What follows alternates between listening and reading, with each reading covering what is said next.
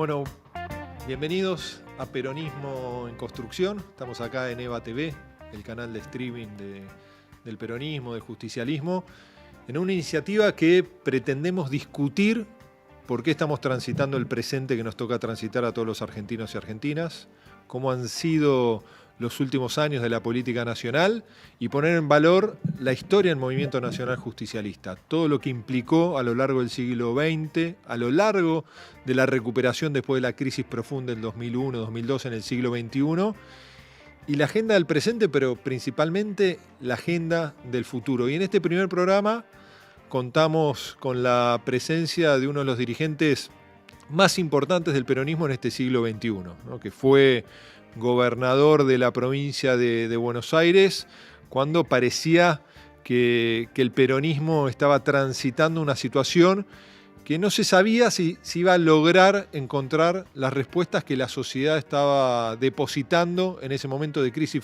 profunda. Y bueno, estamos con ese gobernador que muchos reconocen como el mejor gobernador de la provincia de Buenos Aires desde que recuperamos la democracia, que llevó adelante una política muy transformadora en un momento de crisis y que después ocupó otras responsabilidades tanto en el Congreso como en el Poder Ejecutivo Nacional. Hoy nos acompaña un querido compañero y amigo, Felipe Solá, con el que vamos a debatir, vamos a discutir, vamos a intentar llegar a alguna conclusión de lo que debe ser la Argentina y el peronismo de cara a los desafíos que tenemos en este momento donde nos gobiernan un colectivo de anarcocapitalistas que parecen poner a la Argentina patas para arriba. Así que gracias, Felipe, por estar acá en Peronismo en Construcción. No, muchas gracias, Nicolás, por invitarme. Y es un honor que sea el primero que inaugure esto. Este esfuerzo que me parece muy importante, muy útil en este momento, en el que faltan ámbitos desde donde decir algunas cosas, y sobre todo faltan ámbitos donde uno pueda poner cierta regla de juego y no las reglas de juego te vengan impuestas por la pulga que habla del rating o de lo que del circo que normalmente rodea muchos programas, ¿no? Felipe, es un gusto estar acá. Para ir a quizás un primer disparador, ¿agoniza el peronismo? Yo creo que no, pero me parece que la pregunta vale. Mi respuesta es no, o creo que no, pero la pregunta vale. Y lo más grave de la situación que vivimos es que la pregunta tenga vigencia, por lo menos para mí tiene vigencia. Creo que hay un alto porcentaje de probabilidad de que no. ¿Por qué? Porque la gente se nuclea alrededor de grandes movimientos a veces no se nuclea alrededor del peronismo, sino de la memoria del peronismo. A veces vos no sos lo que decís ser, pero sos una memoria, sos la continuidad de otra cosa que fue mejor. Y entonces al ser la continuidad, la gente vuelve ahí, porque además no hay tantos lugares. No es fácil crear un movimiento grande, ¿no es cierto? Entonces se vuelve ahí, y como vuelve la paloma al campanario, ¿no es cierto? No hay que abusar de esa ventaja. Es una ventaja. Tenés lo que se llama una chapa, un nombre, ¿no? Una historia enorme y un presente discutible. Y sin embargo vos sabés que hay una caudal de votos que van a venir a vos porque sintetizás más cosas que los demás y porque hay una memoria mucho más fuerte. Pero esa memoria, en parte, si uno ve lo que fue el último proceso electoral, que después podemos analizar el porqué, ¿no? Se dio ese resultado electoral, los aciertos y errores de los últimos años en un gobierno peronista, pero esa memoria de la transformación del primer peronismo, allá por mediados del siglo XX, o del regreso de Perón, e inclusive uno podría pensar que la recuperación post-crisis 2001, donde el peronismo fue protagonista de ese proceso de expansión económica, de ampliación de derechos, de recuperación de lo perdido, para muchos jóvenes está absolutamente lejos. Hablarles de Perón o de Kirchner parece que se está hablando de la historia, por más que Kirchner está a la vuelta de la esquina. Pero muchos de esos jóvenes no vivieron en carne propia lo que fue la crisis profunda del 2001-2002, el proceso de recuperación, y hoy transitan un presente que no los interpela, que no les da derechos, ¿no? Y quizás vieron en este peluca, en este presidente de ideas más vinculados al pasado que al futuro, la posibilidad de canalizar su enojo, ¿no? Sí, yo creo que igual, Nicolás, tendemos a pensar en un 25% de los votantes, más o menos, que son los jóvenes, que votan desde los 16. Entonces, si Néstor Kirchner murió en el 2010, bueno, supongamos que estamos hablando de un promedio de 22, 23 años. Esta gente tenía menos de 10, o por ahí, 9 años, ¿no? Estos muchachos tienen 9 años en promedio, cuando se fue Kirchner, que ya había dejado de gobernar en el 2007. Entonces, es lógico que sea así, y yo diría que el elemento más, hay dos elementos muy importantes que hay que tener en cuenta si vamos a pensar por un ratito, por lo menos en ese sector, en los jóvenes. Uno es, que me parece fundamental, que la probabilidad de que su familia se haya empobrecido es mayor que la probabilidad de que su familia se haya mejorado. ¿Por qué? Por el devenir de la economía argentina. Sobre todo los últimos 5 años, 6 años, ¿no? O más, 7 años, ponele. Y la segunda es que el salto potenciado del cambio tecnológico les llega de una manera que modifica mucho más todavía su vida, mucho más su relación con el mundo, su relación con el otro y su visión de lo colectivo, de lo global, de lo público. Está afectada la visión de lo público. ¿Por qué? Porque está aumentada mucho la esfera de lo individual respecto de la otra. Entonces el tiempo que se le dedica a lo individual versus lo público es sideralmente a favor de lo personal, de lo propio. Hay una relación con el celular, hay una relación a través de los demás con el celular, pero no gira alrededor de derechos públicos, gira alrededor de hechos absolutamente personales. Eso, más allá de los errores de la política y de lo que podríamos llamar una etapa de decadencia argentina, con altibajos, como vos contaste, cuando salimos del 2001 y tuvimos varios años de mejora en muchos sentidos. Sin embargo, yo creo que la decadencia ha hecho que lo público perdiera, pero desde el punto de vista tecnológico, digamos, se incentivó enormemente la pérdida de lo público. Se incentivó enormemente. Se deja de ver televisión para ver a través de las redes la realidad, ¿no es cierto? Y se crean munditos, pequeños munditos muy chicos, de grupos. Y no estoy hablando de grupos políticos, estoy hablando de Juan y sus amigos, ¿no es cierto? O Betty y sus amigas, o sus amigas y amigos. Y se crean mundos, pequeños mundos. Hay teorías sociológicas sobre esto, sobre la sociedad que vivimos, diciendo que una parte de esa sociedad, tal vez la más cambiante, dinámica en cuanto a cambiante, que serían los jóvenes, es una sociedad de rizomas, que como soy ingeniero agrónomo te puedo decir que rizomas son tallos que pueden procrear sin necesidad, pueden digamos, generar un crecimiento vegetativo hacia arriba, tallos horizontales que no necesitan, no están fijos como los árboles, ¿no? Un árbol está acá, otro árbol está acá, un arbusto está acá, otro arbusto está acá. El rizoma se propaga, pero cada rizoma puede tirar para arriba hojas y puede tener escasa relación con el otro, que es una continuidad. Cada rizoma sería un segmento de esa sociedad. Ahora, eso es una realidad que vos estás describiendo. Eso, ¿no? Se lo dio un sociólogo, no lo puedo inventar yo, ¿no? La consolidación del individualismo que vivimos, estas sociedades líquidas de búsqueda de la satisfacción lo más rápido posible, sociedades que también se cansan rápidamente de los distintos procesos. Es difícil imaginar procesos políticos largos. Ahora, ese es el territorio o el terreno donde se debe construir la propuesta política. Y parece que el peronismo, con su historia tan rica, ¿no?, como movimiento colectivo, ha logrado por momentos interpelar a la mayoría, pero también por momentos no tuvo la capacidad de anclar una utopía en el futuro, una nueva agenda de las demandas, que muchas veces el peronismo, a partir de cumplir su agenda, también implicaba reconfigurar las demandas de ese nuevo sector social, que ya no se sentía interpelado por el peronismo, ¿no? Muchas veces uno ha escuchado que se dice que en el peronismo, a partir de la mejora de los derechos de consumo, de la creación de la clase media, está el gen de su propia desaparición, ¿no? Sí, por lo aspiracional. Por lo aspiracional. Pero si vemos, como decís vos, los últimos 8 años han sido años de retroceso en términos de la creación de riqueza en cuanto a nuestro Producto Bruto Interno, pero obviamente también en términos del bienestar individual, ¿no? Hoy somos más pobres en el 2024 de lo que éramos en el 2015, ¿no?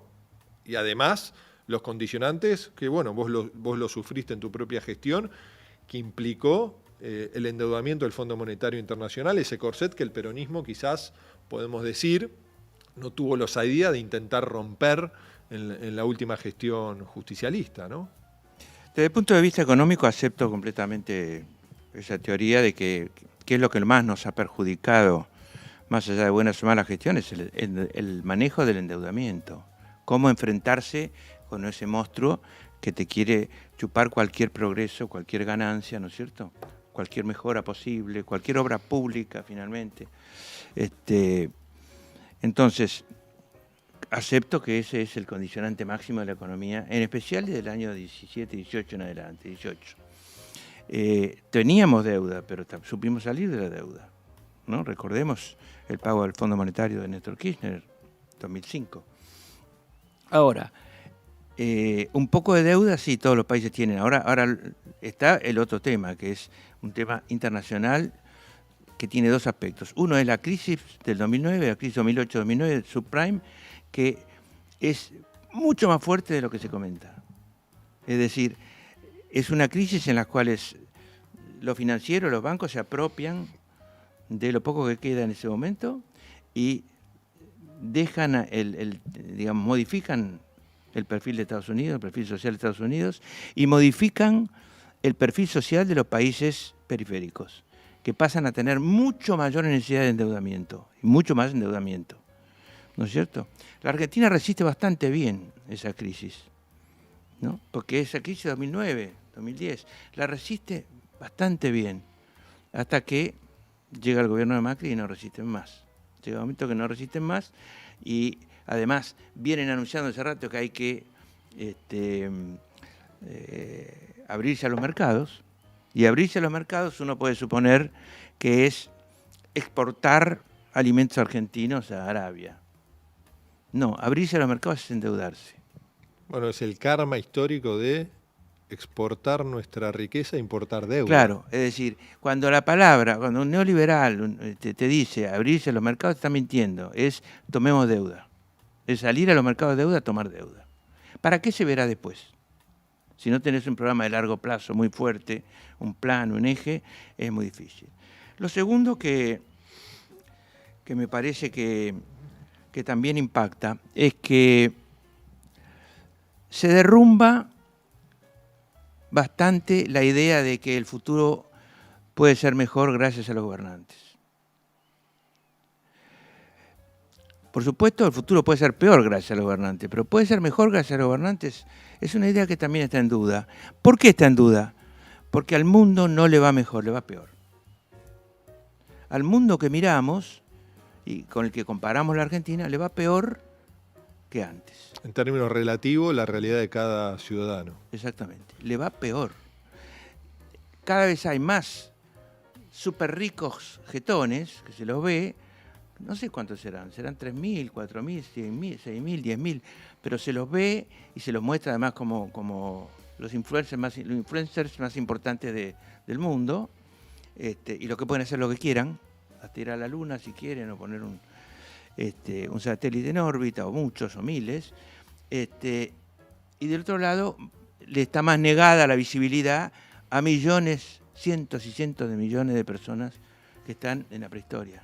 Bueno, es que ese es el principal conflicto, ¿no? El mundo Eso, nunca eso tuvo... lo ve cualquiera, perdón que termino, Sí. lo ve cualquiera que camina en la calle en Argentina. Lo percibe, no lo comenta, pero lo percibe y se da cuenta de que la dificultad es cada vez mayor. Entonces, ¿qué le quita eso? Le quita bastantes esperanzas y sobre todo le quita eso que el peronismo le decía: vas a estar mejor, te vamos a dar más derechos, vas a estar mejor económicamente, vas a tener trabajo. Sí, te creo, pero no tanto, porque en el mundo ya no pasa eso. El mundo avanzó en este nuevo siglo en reducir la pobreza, no la desigualdad, ¿no? Y la pobreza principalmente por lo que ha sido el aporte de China, India, en la expansión de su economía. Ahora, la desigualdad se sigue consolidando, ¿no? Y muchos de estos actores que vos mencionás, ¿no? Que tienen hasta mucho más poder que países medianos pequeños, mucho más capital, fortaleza para influir la realidad, intentan llevar adelante procesos de desregulación y de debilitamiento de los estados. Les cuesta a las potencias centrales, ya sea los Estados Unidos o la Unión Europea, establecer marcos regulatorios de cara a lo que son esas economías y esas empresas. Mucho más le va a costar a países latinoamericanos como los nuestros, con estados mucho más débiles en esa capacidad de regular y de establecer incentivos claros para el desarrollo, pero para que esos recursos se queden positivamente en nuestros países. Bueno, hemos tratado de, en pocos minutos, describir una realidad que es como de George Orwell, es una realidad distópica, durísima, ¿no? Cambios hacia situaciones más graves, más peligrosas, en general en el mundo, inclusive la aparición de dos guerras, ¿no? Porque una guerra es la de Ucrania y Rusia y otra guerra es la de la Franja de Gaza. Dos guerras que nadie puede evitar y varios pueden alentar, sobre todo la de Ucrania y Rusia. Pero lo grave de la masacre de Palestina es que nadie la puede evitar. En el Consejo de Seguridad de Naciones Unidas, el cese del fuego humanitario fue vetado. Fue vetado. Y otras cuestiones también, ¿no? Y ahí Argentina, esta Argentina de ahora, de Milei, vota siempre con muy pocos, perdiendo las elecciones, pero vota a favor de los que después, habiendo perdido la elección en Naciones Unidas, por ejemplo, 140-9, están en el Consejo de Seguridad y te vetan. Sí, pero lo que hace Milei... ¿Qué quiere decir? Yo no quiero hablar todavía de Milei. Yo lo que digo es... hay otra circunstancia, y es que nosotros describimos esta realidad. Acabamos de hacer una descripción ligera de algo que no es ligero, que es duro, ¿no? Que es muy, muy profundo. Pero al mismo tiempo, al describirla, la naturalizamos. Y al naturalizarla, la incorporamos al análisis político, ¿no? Y al análisis psicológico de la relación de la política con la gente, de quienes quieren hacer política con la gente, y interpelar a la gente, hablar con la gente, dar y devolver, conversar. Ahora se dice debatir. Debatir es confrontar. Yo diría conversar. La incorporamos. Y al incorporarla, incorporamos adentro nuestro la desesperanza también. ¿Entendés? La falta de esperanza. ¿Por qué? Porque es tan dura la realidad mundial que uno incorpora la desesperanza y cada vez pide menos y se automodera y se va creando la idea de que el realismo que nos pedía Perón, diciendo la única verdad de la realidad, en el año 73, que ese realismo es hoy abrazar de una manera excesiva la moderación.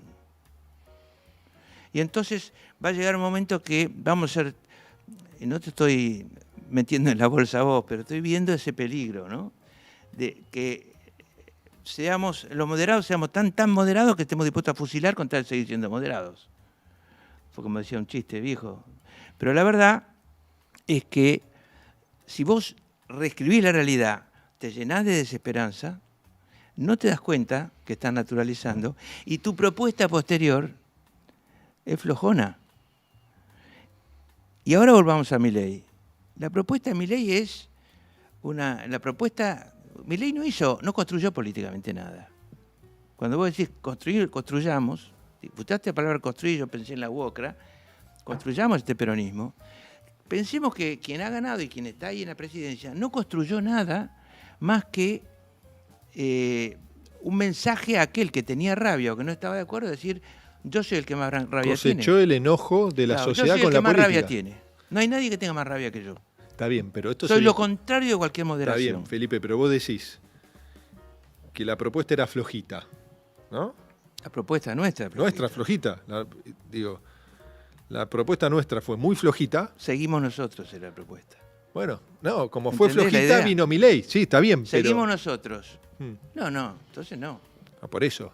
Pero ¿qué explica Milei? No estaba la palabra cambio. Ah, bueno. Pero... No estaba en nosotros la palabra cambio el año pasado. Estaba muy circunstancialmente. No reflejábamos un cambio. Reflejábamos una defensa, no muy convencidos, porque la verdad que si hablamos claro no podemos defender mucho el gobierno en el que hemos estado vos y yo como ministros, pero la verdad es que reflejábamos una mezcla de defensa con defensa del peronismo en general para tapar, con la defensa del peronismo en general, que es tan defendible, tapar los errores del último gobierno.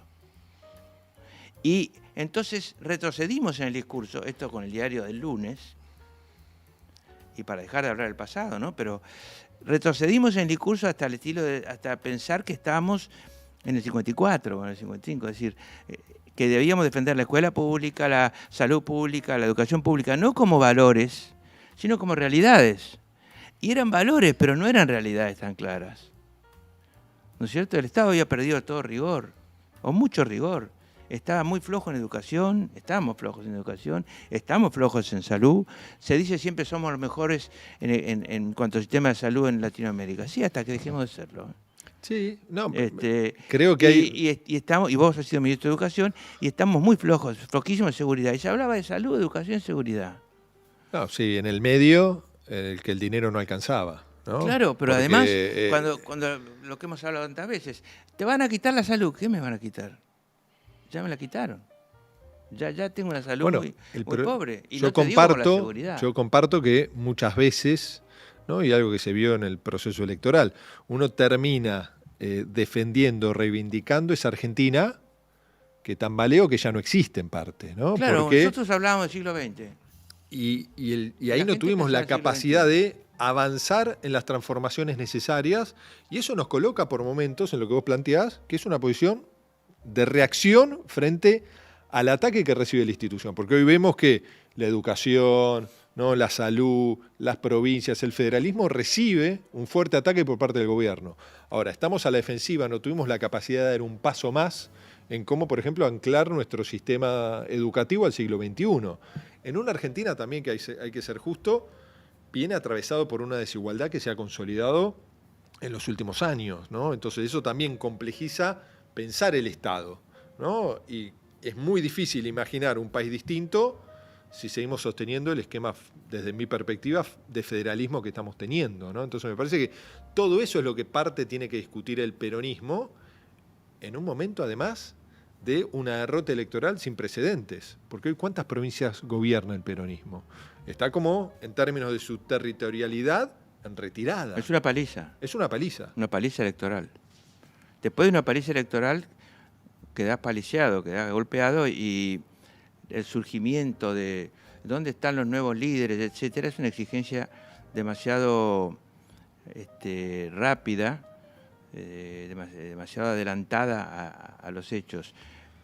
Nosotros, como muchos, estamos muy asombrados de las cosas que pasan, estamos muy asombrados de que Argentina esté gobernada de esta manera. Para mí ni siquiera está gobernada, pero digamos...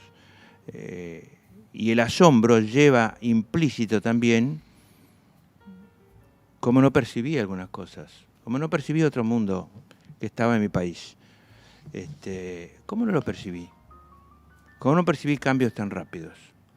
Ese mismo asombro debe tener la derecha francesa hoy, diciendo, ¿cómo no percibí que podía haber una bofetada a raíz del triunfo de la señora Le Pen, del triunfo de la derecha, de la ultraderecha?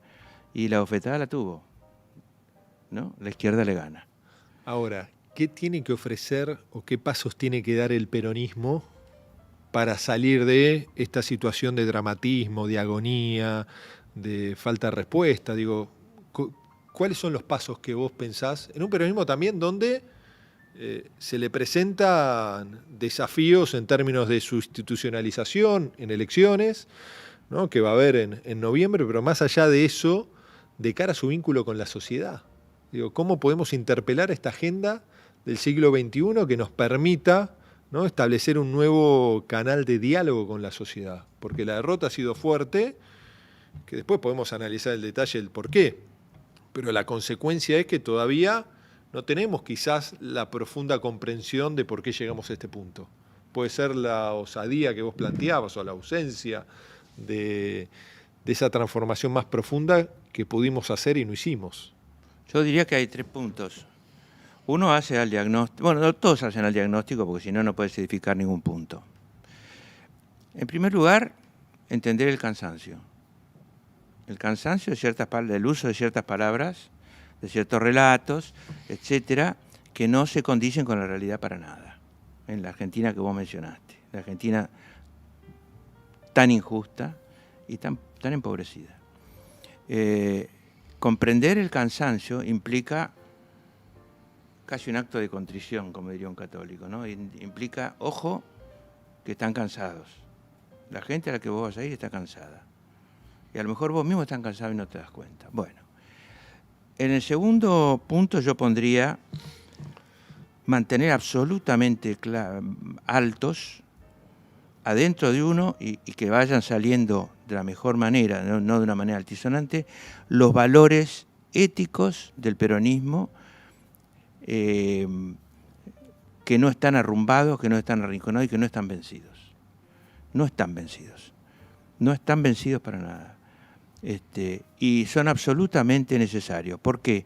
Porque por supuesto que hay millones y millones de argentinos que requieren de valores éticos y morales, lo cual no quiere decir conducta de la gente, quiere decir conducta de aquel que quiera hacer peronismo, que se plantee como militante o dirigente. Y no es conducta solamente ética, es qué valores levantás.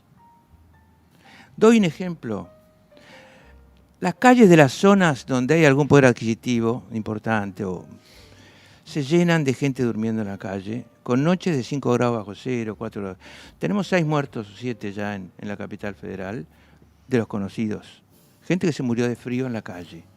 Esa gente no se murió, por las direcciones que yo vi, no se murió en una cortada de zona sur o en un lugar que no, se murió en avenidas públicas y en lugares, en la calle Triunvirato, en la calle Callao, ¿no es cierto?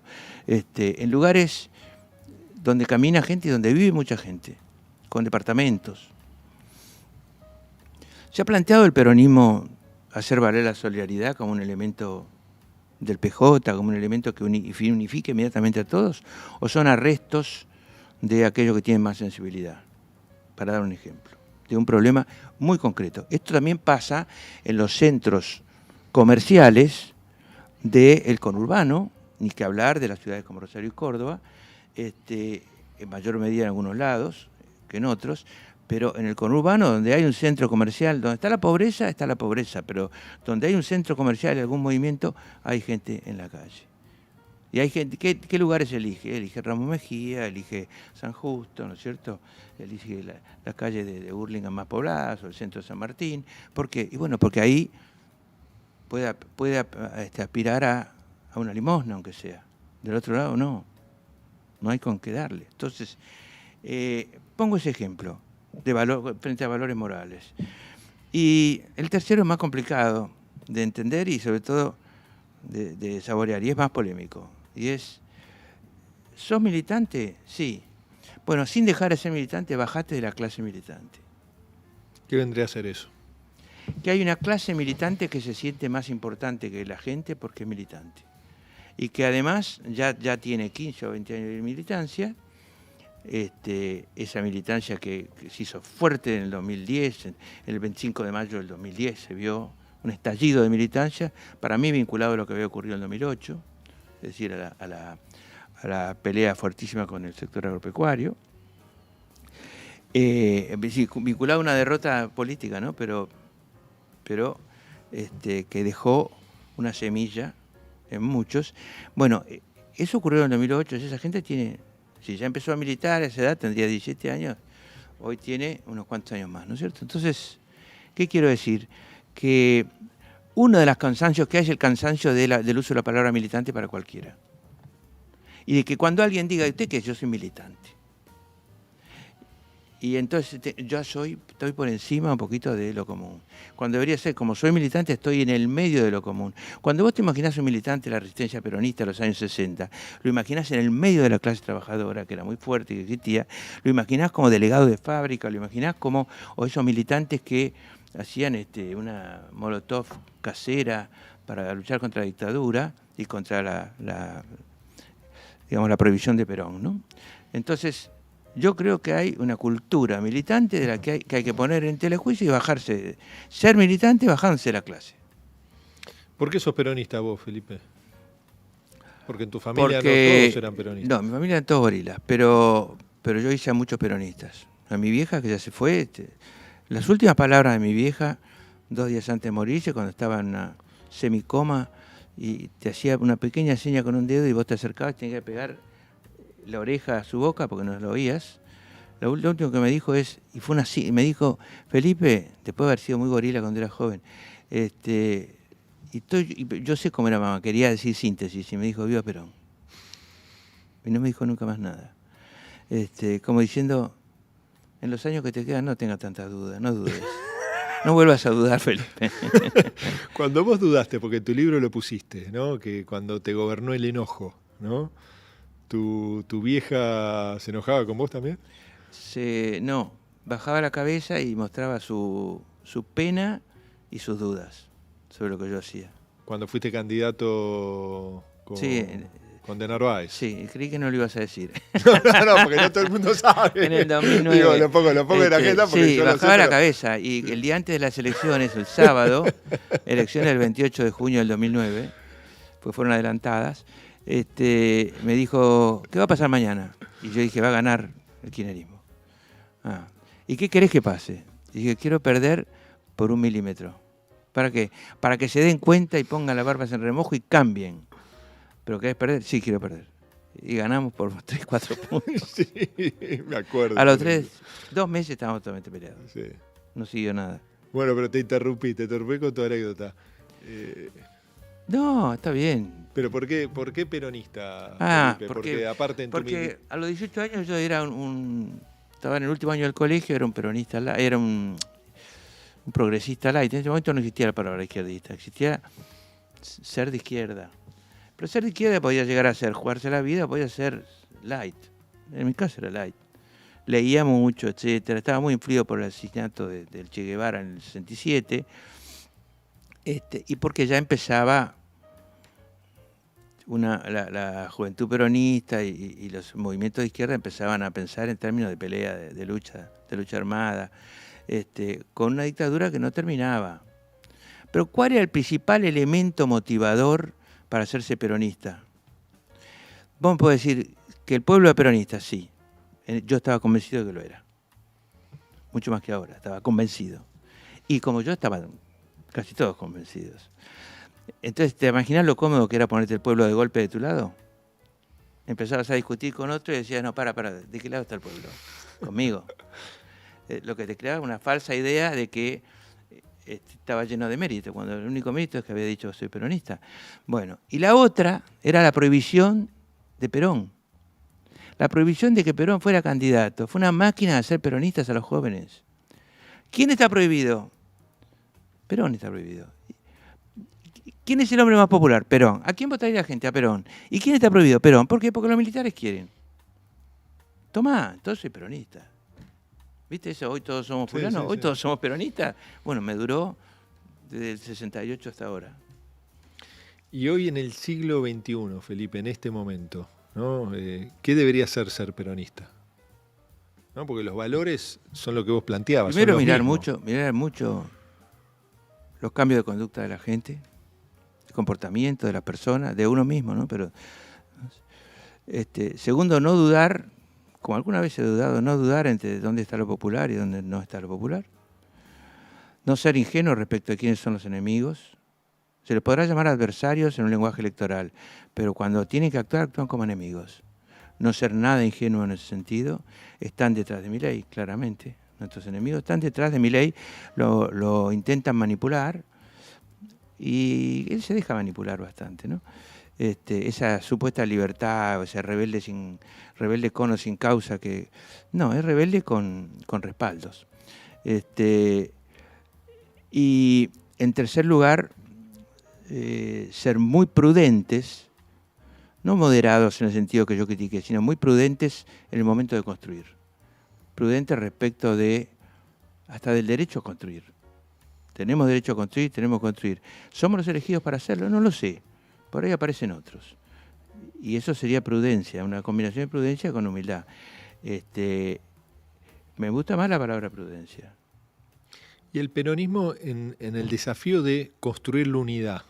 ¿La unidad es con todos o tiene que ser una unidad detrás de ideas más claras de las que tuvimos en el frente de todos, ¿no? Que se tuvo la capacidad de construir electoralmente, obtener la victoria, pero de mi perspectiva no fuimos una coalición de gobierno, tuvimos esa capacidad de diagnóstico y de accionar político bien claro, articulado, porque por momentos fuimos un corso a contramano, ¿no? Yo creo que Macri en su momento, en el 2015, cuando debió asumir, al final del 2015, y Alberto Fernández cuando debió asumir, y ahí somos parte, porque fuimos ministros los dos del primer momento, después nos sacaron, pero cometieron el mismo error, que no tiene que ver con la ideología, que es las cosas van a cambiar porque somos nosotros los que llegamos.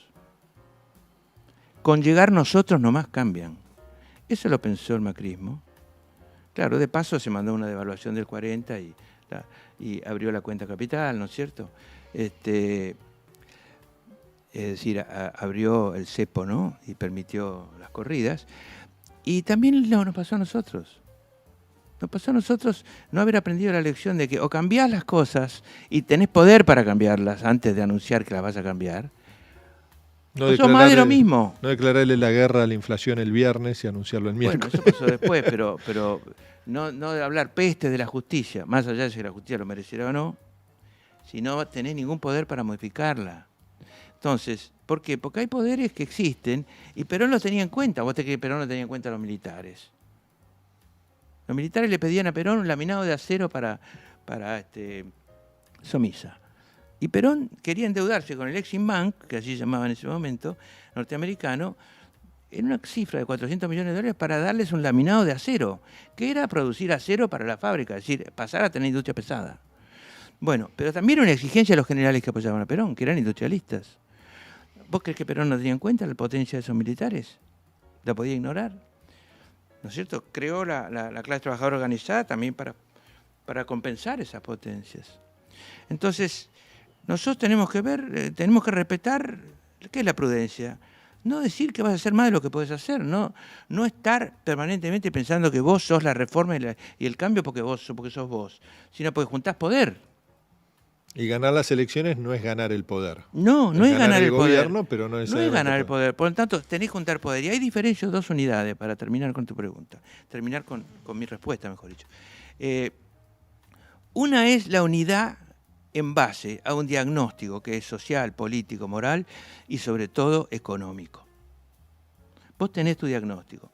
Compartís tu diagnóstico dentro de lo que llamás el peronismo, que es un peronismo con distintas facetas. Pero te hace falta más, te hace falta una segunda unidad, que es la unidad política en un frente electoral.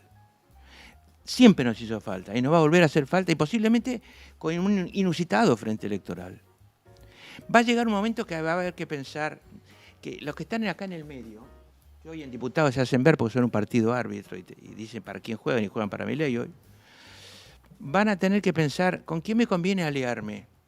El cordobesismo, esa franja central que va de Mendoza, esa franja amarilla, y eso que soy de River, en el medio, que va de Mendoza a Entre Ríos, que es la más competitiva, la más productiva de la Argentina, no la única, pero la más, y tal vez la más poblada, es antiperonista, por lo menos no nos vota como quisiéramos. Bueno, hay que ser tan atractivos como para que esta franja sea geográfica o sea una franja de votos, prefiere aliarse con nosotros en un frente y no con el otro. ¿Entendés? Bueno, pero al peronismo le ha pasado a lo largo de su historia, pero inclusive en los últimos tiempos, que aquellos sectores que más se benefician por los gobiernos justicialistas, en términos de crecimiento, de expansión, de generación de valor agregado, muchas veces son los que promueven políticas en contra del peronismo, ¿no? Por ejemplo, el sector agropecuario, más allá de errores y equivocaciones, le ha ido mucho mejor con el peronismo que sin el peronismo. Y no se ha logrado, quizás estoy equivocado, pero es mi perspectiva, no se ha logrado establecer un vínculo y una alianza con el sector agropecuario en términos generales. Lo que no se logró con el sector agropecuario es tener un diálogo, ni siquiera hubo un diálogo. Hasta el 2008, que hubo una pelea, no hubo ni un diálogo, ni siquiera un diálogo, soy testigo de eso. Soy testigo de eso porque yo fui en otro gobierno, secretario de Agricultura muchos años, y nunca perdí el diálogo, pero el diálogo en serio. La negociación, el diálogo, el saber qué necesitaba cada dirigente, todo lo que implica el diálogo, ¿no? Que es ponerte los zapatos del otro, etcétera. Mientras defendés, no sos de otro, no sos de un sector, Obvio. Sos del gobierno. No, a veces Sos del gobierno. Yo creo que a veces lamentablemente se confunde dialogar con pensar que uno se transforma en el otro. Claro, entonces yo les decía todos los días a los hombres dirigentes rurales, yo soy para ustedes, pero no de ustedes, soy del gobierno. Soy para ustedes, es decir, les voy a dedicar todo el tiempo posible. Pero no soy de ustedes, soy del gobierno. ¿Se entiende la idea? Sí, sí. Lo malo es, no soy de ustedes, pero tampoco soy para ustedes. Eso ya es directamente la pelotudez gobernando. Perdón por la primera mala palabra y será la última. Pero lo he visto. Concebir que el Estado puede todo. Este Estado. Entonces, volviendo al tema, yo creo que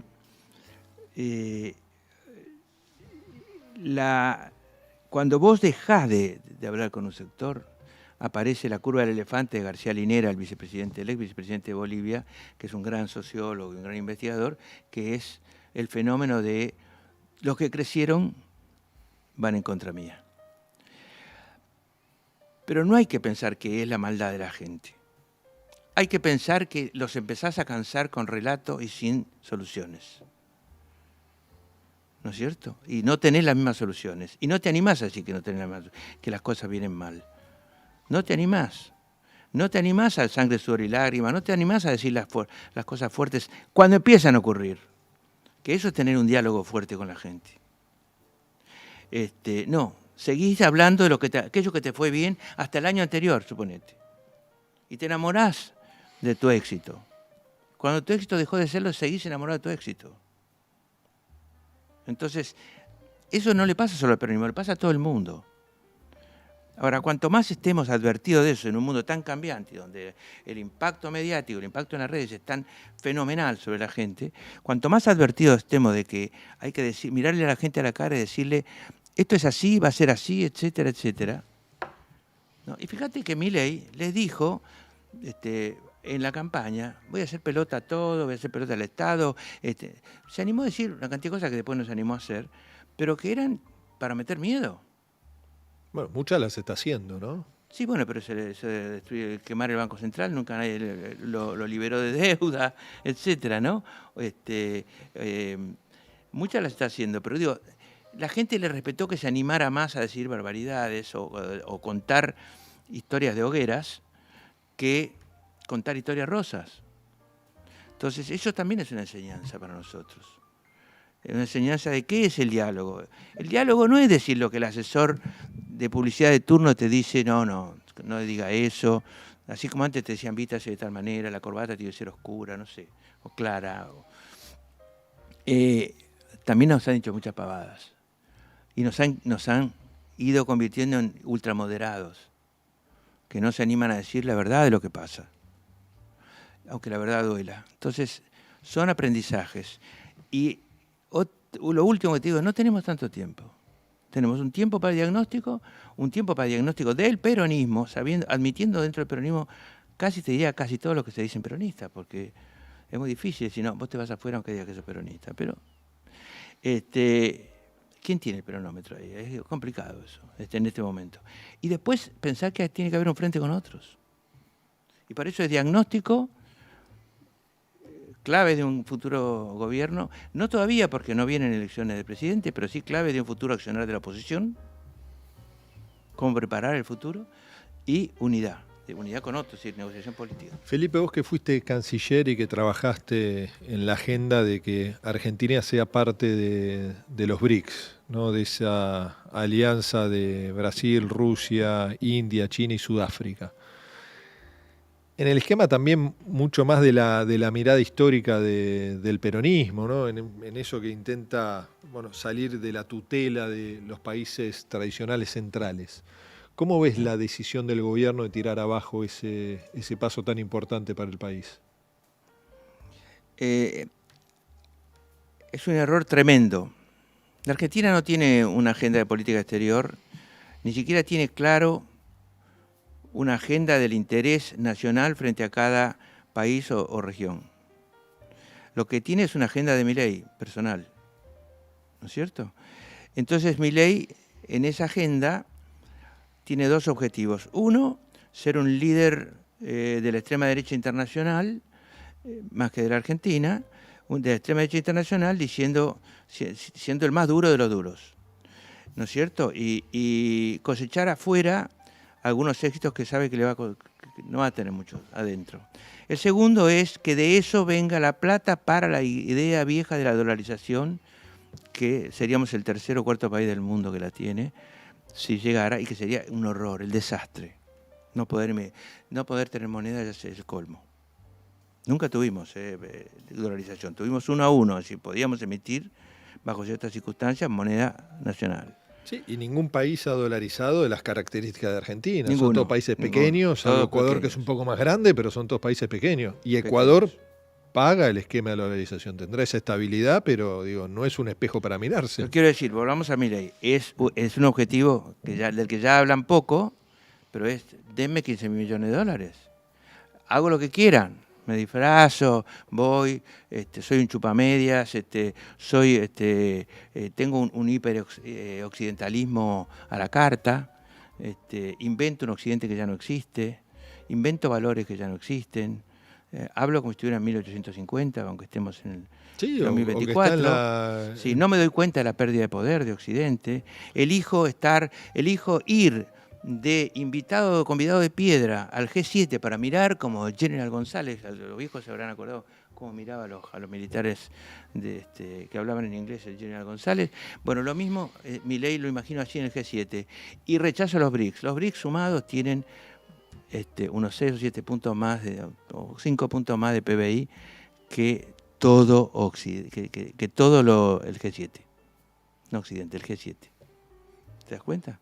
Y además, uno está para abajo y el otro para arriba. Aparte está nuestro socio político comercial está como Brasil. Está China. Y está la India. Y están dos economías complementarias como la nuestra, como son China e India, ¿no? Y por supuesto, y después hay que ver cómo son nuestros saldos de exportaciones con países como Vietnam, Indonesia, etcétera, ¿no?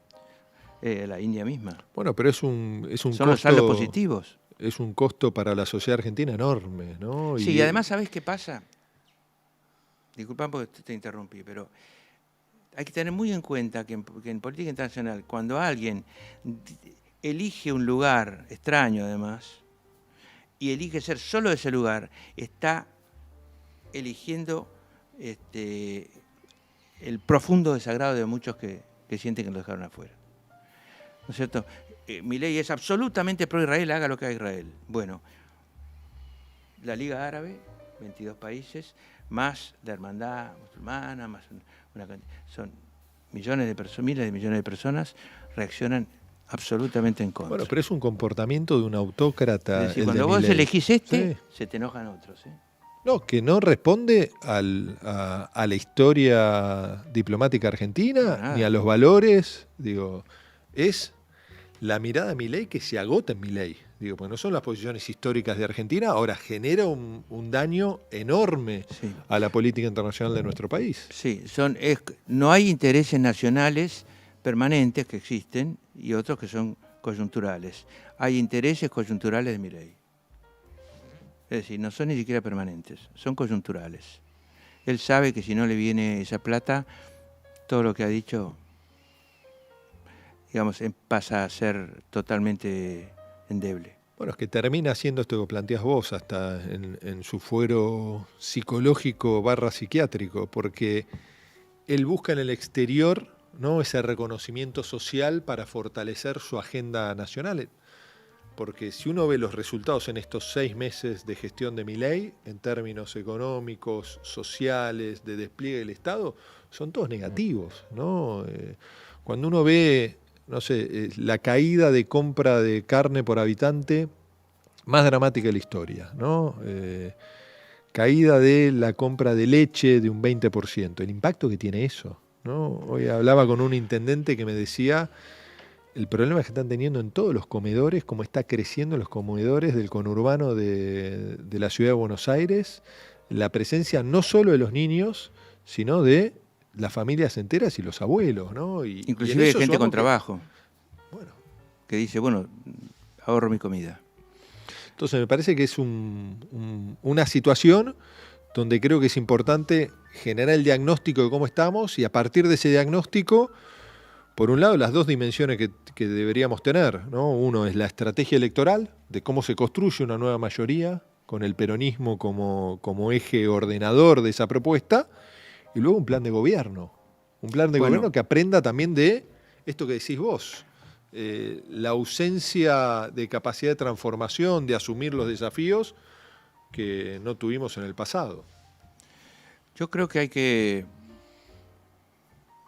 digamos, más que pensar el peronismo a veces, mientras uno piensa en el peronismo, otro tiene que pensar también, desde el peronismo, pensar cuáles son las formas de representar a los golpeados, no los más golpeados, a todos los golpeados.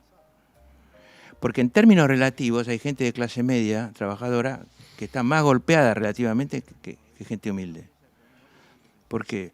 Porque se cayó en una proporción mayor, dado el lugar en el que estaba. Ya estaba mal, ¿eh?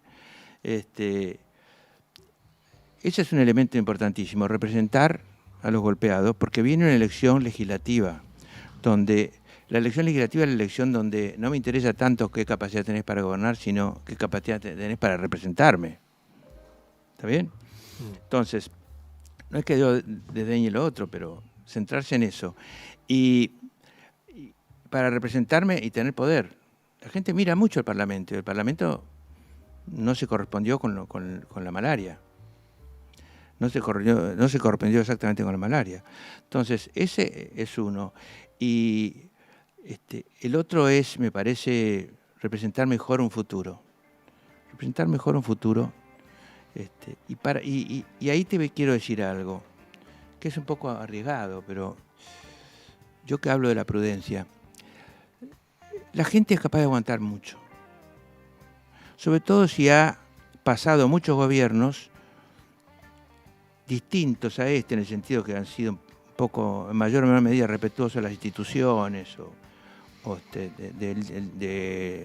del diálogo, de la política, del diálogo político, o valorizado la política como elemento como sustancia central sin la cual no puede gobernar, cosa que no hace Milei. La gente viene de muchos años de eso sin resultados y ya olvidó los resultados del gobierno de Kirchner y parte de los resultados del gobierno de Cristina, ¿no? Y los gobiernos. Y la verdad es que yo creo que esa gente va a pensar, digamos, va a requerir que le mantengan la esperanza. Y esa gente es capaz de seguir aguantando personalmente hasta que esto se ponga mucho peor. El único riesgo que veo que corre realmente el gobierno es el riesgo de que la ruptura y la bronca, etcétera, empiecen de arriba para abajo. Es decir, que el gobierno empiece a cambiar ministros de Economía, que el dólar se escape, que el riesgo país famoso y todo lo demás, y que ahí la gente vea que el gobierno que parecía de un tipo dispuesto a todos es un gobierno golpeado y debilitado. Ahí esa gente no va a bancar más, si eso ocurre. Si no, es capaz de aguantar, pero también es capaz de votar mientras aguanta. Y ahí va a expresar lo que piensa.